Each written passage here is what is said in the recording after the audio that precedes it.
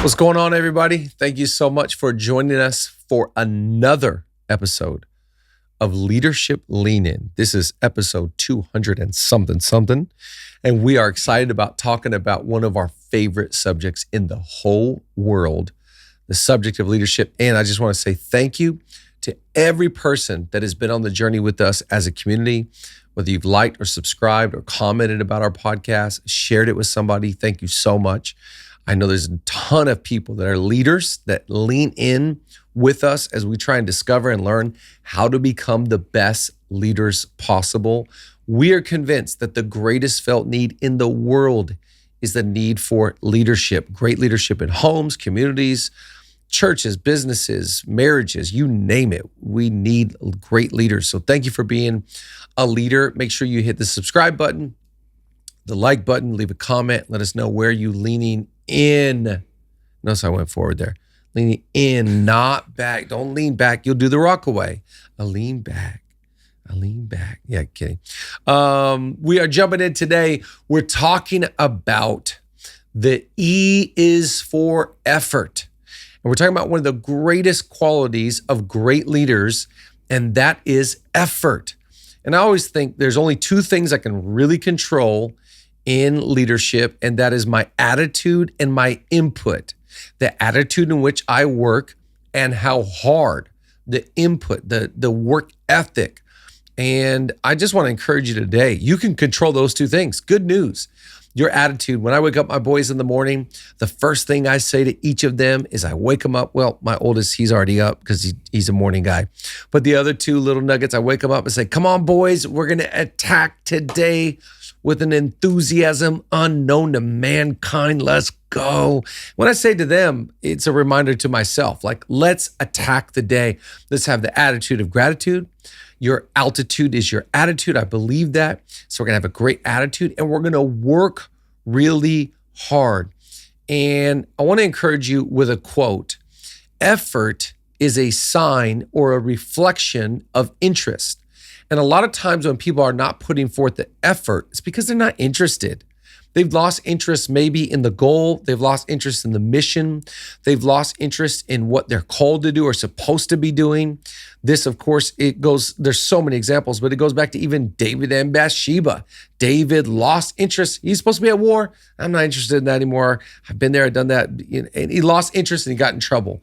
What is the old saying? The idleness is the devil's playground. Sounds right. Yeah, idle time. Yeah. You gotta make sure that the one thing, come on, I can't control my intellect or my talent. This is just the way God made me, but I can exude and I can display and I can show the team that I am going to show up heart and soul because I'm interested. And if I don't put forth a lot of effort, the team takes notes and goes, he's not that really into what we're doing right now. He's not that really focused. His eye's not really on the ball. And so because that's my attitude, that's now my team's attitude.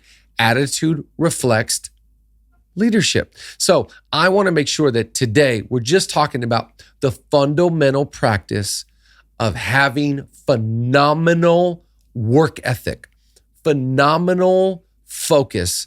And that starts with E for effort. I know you say A for effort. No, it's E for effort. We've got to put forth great effort into what you're building. Now, I know you can't build everything with your own brute strength, and you can't just build it off the back of you working harder. Some of you are working as hard as you can, but keep building with that commitment to not just excellence, but effort, and you're going to see that ripple out through your organization. That's right. I love this idea of effort. And, we talk about this often. Pastor Julia just preached about this, but busyness doesn't equal productivity. That's right. It's effort in the right place. Yep. Unlock something for you and your organization. Nothing worse than seeing a teammate put in tons of effort in the wrong place. That's right. And I always think, people want to hide behind the lie or the excuse, I'm trying my best. Nobody asked for your best. We asked for you to hit the standard. So just because you're trying your best, but you're not hitting the standard, doesn't mean it's good enough. So I can't just try my best with effort.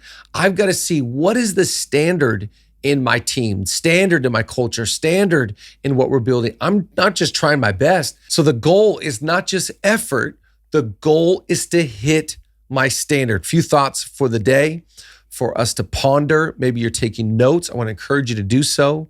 I've been listening to leadership podcasts, taking notes like crazy on my phone with the thumbs of fury, trying to write some stuff down. I'm just giving you practical handles today to encourage you in your leadership. Here's point number one today. You can't teach drive, but you can recognize it. I cannot teach somebody to have a driven personality, to have that, I'm going to climb the mountain. We went to the LAFC game the other night, the Los Angeles Football Club. And the guy whose tickets, a good friend of mine, his name is Anthony McLaren. He climbed the 7 summits. That's so crazy. And I was asking about it during the game, like, okay, so you did these 7 summits. And give me the time frame of how quickly you did these. And he goes, well, once I committed to doing all 7, I knew that I wasn't done until I did all 7. So I'd climb the mountain. I'd come home. It'd take me about a month to recover. And then I would train again. And so I was going about every 2 to 3 months, I was climbing one. Jeez. And it's like, again, I can't teach that drive. No. Yeah, I think the difference between, I don't want a leader who's hurried, but urgency to me is a sign of drive. The things that you do in life, you're urgent. Nothing worse than a slow walker. There's just, if a slow walker. How can you be a great leader in a slow? No, I'm driven. I got drive. I have urgency. Someone asked me the other day. They said, "Can you wait? You can't wait to go to sleep." I said, "I can't wait to wake up." Yeah, I got something to do in the morning. There's urgency about it. That's right. And at the end of the day, leaders lead by example, not by position. So I'm not trying to let my position do the ripple effect. I'm trying to let my attitude and my drive and my work ethic. I can't teach drive, but I can recognize it. Way to go. You're showing me effort. You're showing me over and above. You're going the extra mile. That's what I'm talking about. I want to lead by example, but I also, it's like culture. I police it when I don't see it, but I reward it when I do. And that to me is when we start stepping into great leadership. And I want to be driven, not just ambitious, but I want to be driven to accomplish something. We've got something in our heart. We've got something on our life. And we've got something we're called to build. Always believe this about leadership. If I've got something big in my heart, that means I've got something good in my hand. And so I'm going to use what's in my hand to fulfill what's in my heart. Well, how am I going to accomplish that?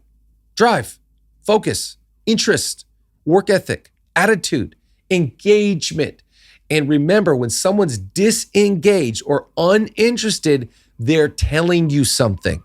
When someone is interested and engaged, they are also simultaneously telling you something.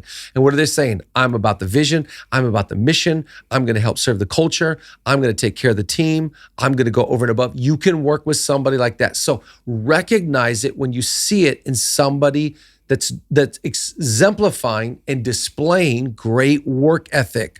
Can I ask you a question? Yeah. What do you do with a leader who was driven and for whatever reason, that drive, you can just you can get a sense it's not there anymore. Lost interest. And so I gotta ask myself the question. Here's the question. Is this person uninterested or are they uninspired? So uninterested is kind of like I'm distracted and I got these other things I want to go do. Yep. Uninspired is like, I want to be interested. Yeah, you haven't given me vision, man. Wow. Where are we going? You know, Andy Stanley had this great talk years ago talking about vision leaks. Yep. And he'd use the illustration of like toothpaste. That's like, where did all the toothpaste go? Right. The other night we were in CVS and Julia was buying one thing of toothpaste. And I go, what? Is that a week? I said, buy 3 of those things. With these kids, it goes so fast. Vision leaks. So are they uninterested or are they uninspired? And I got to find out I got to really, with every person on the team, find out what makes them tick. What gets them motivated? What unlocks that driven leader? And what are the combo of factors? What are the combo of issues that has caused this person to be uninterested? And that will help me relationally with them to try and unlock. Hopefully I can salvage that. Yeah. You know what I mean? That's really good. Number 2, motivation is shown through actions. What's the old saying? Actions speak louder than words. I like this thought. Your actions are speaking so loudly, I cannot hear a word that you're saying. So the way I prove that I'm a motivated leader is through my actions. I always believe that we are in the business of sending signals, and I don't want to send mixed signals. I don't want to confuse people. I don't want people to think, man, he's hot and cold, or he's helter-skelter, or this is inconsistent. No, I want to be consistent. And so the way that I send a signal to our team is I am displaying motivation, because that's a signal. Ooh, this he's a self-starter. He's excited. He knows how to fire himself up. You're not going to be around that long if you constantly need a pep talk. You're not going to make it in leadership if you always need someone to fill up the tank. You've got to learn on your own, by yourself, to fill up your tank, not needing anybody else. We know that filling up our tank is a combo of decisions. It's physical, it's mental, it is relational, it is emotional, it is spiritual, it is physical. You gotta get the whole thing going so you're motivated. And you know, the older that I get, the more this becomes my focus. I used to really focus on time management. And the older that I got, I focused on energy management. Why? Because I know that if I can't bring good energy to the table, I'm going to come off like I'm not motivated, like I'm uninterested. So I work out and I go to bed early and I drink water and I monitor my life really, really well, to the best of my ability, so I can stay motivated. Because if I lose my motivation, we are all in a bad, tough position. That's right. And I don't think, and maybe you can prove me wrong, I don't think anyone's always motivated. No. But mostly motivated, sure. How often, or what does it look like for you when you don't feel that motivation, but you still got to show it? Well, it doesn't happen to me very often, if I'm being honest. Yeah. You know, I heard Pastor Chris Hodges say something. If I don't hear from God, or maybe he said it this way, if I rarely go 3 days without hearing from God. Mm. And I thought, wow, that's maybe one of the keys that I have cracked from my personal life, is I'm hearing from heaven. Yeah. Consistently. Yep. So I'm not going weeks without hearing something or grabbing something, getting something, downloading something. Paycheck. I'm not paycheck. Yeah. So because I have the discipline of opening up a book that is life-giving to me, corrects, shapes, motivates, trains. So, to me, my daily practice is, I got 4 or 5 things I really wish I could really write and ponder about and share with others today. Whoa, 4 or 5. Yep. If you got that, you stay motivated. Yep. Through that. Now, I've got to work out as well. Mm-hmm. I've got to watch my diet. There's some practical, physical realities to motivation, as well as some spiritual dynamics, as well as relational dynamics. Yeah. Have you seen this thing on social media? It's like the average guy needs 3 nights out a week. Have you seen this? No. I was like, dang, who are y'all? And do you have kids? 3. This is the average man has proven to show he needs 3 nights out with his buddies a week. I said, man alive. I don't need 3, but maybe 3 a month. I need to be out. What? I need to have a good combo of, I can't put my kids to bed every single night. Yeah. Death by putting them to bed. Yeah. I mean, that's the realest thing. It's real. I got to have you know what I mean? So it's like, it's physical, it's spiritual, it's relational, my relational cup, texting and on the phone with friends. It's emotional. How am I dealing with my emotions? Yeah. All these things, you've got to, I've said it 1,000 times on this podcast, it's a cocktail of great decisions to get you into health. And it's a cocktail of compromising decisions to get you into a world of hurt. Yeah. You talked about time management, energy management. You just said something I thought was really good. Can you talk to me about your emotional management? Do you intentionally manage your emotions? Yeah, I find that if I don't have people that I'm processing my emotional world with that are safe, like a counselor, like close friends, then I end up spewing on anybody that will listen. Mm. And people do this often in the workplace. They treat their coworkers like they're their counselors. Wow. Because they don't have an outlet. And I just don't think that's healthy. I don't think that's fair. I don't think that's good practice for the people that are now carrying the venom or the pain that you've been carrying. Yeah. But I have to find that outlet. I've got to find that trusted source. I've got to find that lightning rod that can handle my energy and handle my frustration and it not split them in half. Yeah, that's good. And so you got to get those relationships and get those people to monitor your emotions. We all have emotions. God gave us emotions. God shows us in the scriptures his emotions. Right. So you can't be a robot. Yep. I'm motivated. I'm going to accomplish these things. No, come on, man. You're a real human. Yep. You got disappointments. You got setbacks. You got frustrations. As part of leading with your heart on the sleeve. So if I don't manage that well, it's death by 1,000 cuts. Little hurts, little offenses. 1,000 cuts. Yep. 1,000. As opposed to I dealt with that. And so I don't have open wounds. You see a wound that's not been dealt with. And what does it become? Infested. And now you got a real situation. Yeah. Right there. You should have put that Neosporin, the hydrogen peroxide right away. Rub it on, put that Band-Aid on. This alcohol's going to hurt on the arm. Just deal with it. Yeah. And you will get healed. Here's the next one. Number 3, engagement is contagious. Your attitude is contagious. And I just like this. I saw recently a study was done where they put a negative, toxic person in a work environment and productivity went down by 40 to 60%. One negative person brought down the productivity 40 to 60%. Let's play law of opposite. If you put in one positive, motivated, driven, excited, contagious leader, I think we can increase our productivity 40 to 60%. And so I just believe energy is contagious. Attitude is contagious. Your vibe, your aura, your spirit. You got to monitor that because guess what? I love this about leadership. Leadership has a ripple effect. So when I lead, I believe that my life, throw it into the lake, it's going to ripple out and touch others. Whether it touches them in Arizona or Philadelphia or Zimbabwe is none of my business. My job is to make a positive impact and make a positive influence, and God takes care of the rest. So just remember, your driven, motivated, excited, positive attitude has a ripple effect. Question, what kind of ripple effect do you want to have today? One that's positive or one that's negative? You got to ask yourself that question. That's right. I mean, all of us, would answer that question pretty clearly. Positive. When you do have a negative ripple effect, what I find most of the time is it's not intentional. I don't walk into a place going like, man, I'm really going to just mess this place Mowing up. it down. Yeah.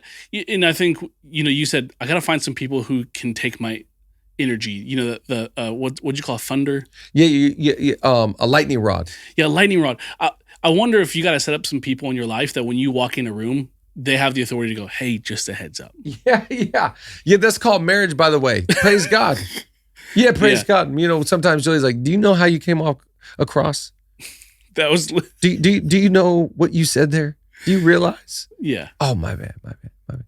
Every way of a man is right in his own eyes. You need a few people in your life that have your back enough to go like, hey, I don't think that's the best one. Mm-hmm. I think we could beat that. Yeah. Yeah.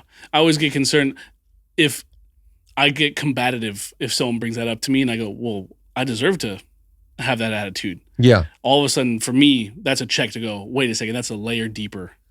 There you go. Than just how I'm feeling in the moment. I got to address this stuff. Yeah. One of the best things that all of us could be very aware of in our own life, it lurks in, it creeps in. It's just this undetected deal, and that is entitlement. It's a scary, scary place to live owed.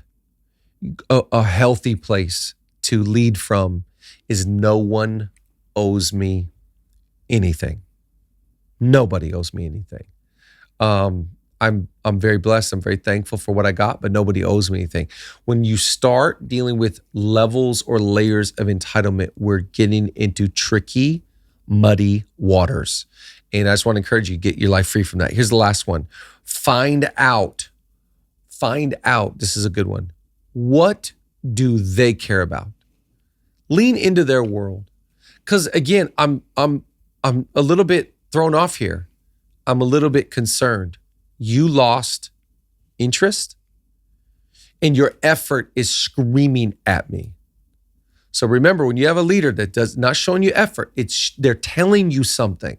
What is the social media thing? If I win the lotto, I won't tell everybody, but there will be signs. Yeah. If I've lost interest, I'm not telling you to your face, but there will be signs.